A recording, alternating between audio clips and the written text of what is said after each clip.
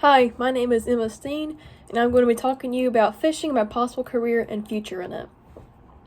So for starters, I am a biology major here at Francis Marion University with hopes to specialize in the field side of biology, doing the actual work and field work, doing projects and stuff like that.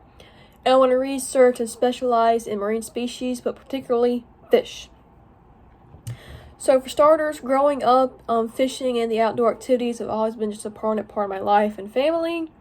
And it has just been an ever-longing passion of mine. It's just something I've just always loved to do, grow up doing. But now, my passion can be something more. So last semester, I met Dr. Jason Dahl, who is a biology professor here at Francis Marion, to introduce myself and to ask a question about an internship that I saw.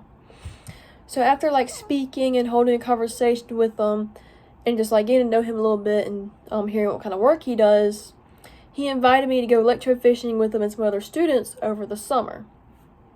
And without hesitation, I accepted the invite. Because number one, it was something I've never done before, and number two, it was fishing, and I had to take part in that because I love fishing so much. So you're probably wondering, what exactly is electrofishing? So electrofishing is a form of fishing that uses electrical currents to shock the water, and these shocks in the water will travel and they will shock fish that are nearby, whereas these fish will float up to the surface. We will net the fish and we place them safely, might I add, in these big tanks. Well, usually just one tank. Just a big tank full of water and an aerator to keep the fish lively and well until they're ready to be processed. Whereas the processing part, it will be just us documenting what type of species the fish is. We'll take measurements, maybe how long the fish is and the weight of the fish in grams usually. And sometimes, depending on the species, mostly we'll take samples of the fish, take a fin clip, a scale, a tissue sample or something like that, and take them out for further research. And all the fish will be released usually. And from the moment that the first fish landed in my net, I was hooked, but not literally. So experiencing this type of field work made me realize that when it was time to graduate and find a job even, this is what I want to do. This is the type of work I want to do. But yes, I discovered it could be laborious. It could be hard work. But it felt like I wasn't even working. It was work I enjoyed to do truly. So furthermore, over the summer, Dr. Dahl and I went on several more trips, electrofishing and even regular fishing, which is traditional rod and reel fishing. And we talked and we concluded that I hop aboard to work with him on a project surrounding striped bass. Specifically, we will be traveling to the Winyah Bay, the Georgetown, the Low Country area of South Carolina, to catch, and release these striped bass in our waters. So our question surrounding this project is to kind of find and get an idea and determine maybe where these striped bass come from. Because in the early fall months and even the early spring months is when these striped bass move into our South Carolina waters. And we will know where they come from. It is widely unknown as to where exactly these striped bass come from when they move into these waters.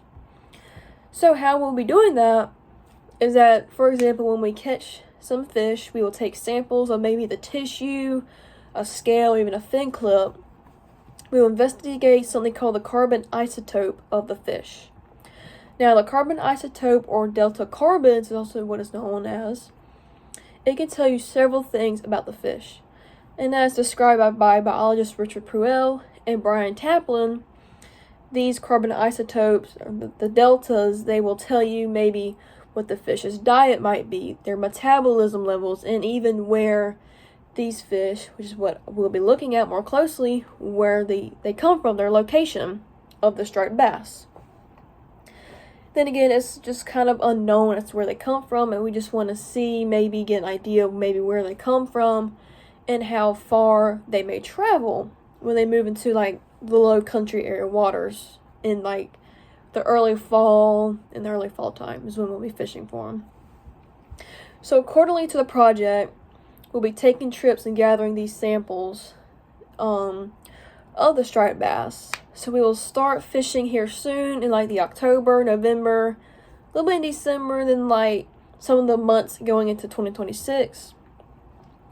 And the research proportion of this project will begin promptly in May and June, which is whereas I'll be in the lab. I'll be looking and researching, looking at all my samples I have collected, and we will be studying these carbon isotopes to hopefully find maybe a conclusion or an idea, or maybe even something else to step up and work off on for another project to find where these striped bass come from. And to see like where they migrate from to determine like maybe even how far they come, and we just mostly want to see where they actually come from. So concluding and on the contrary, I want to take my passions to a whole new level by finding a way to make a living out of what I truly love. And even further, even my time here at Francis Marion as an undergraduate, maybe even later on as a graduate student, I can come up with a project my own and work on that and maybe even find answers for a recurring question in the biology world. So, thank you for listening to my speech, and I hope it did you well.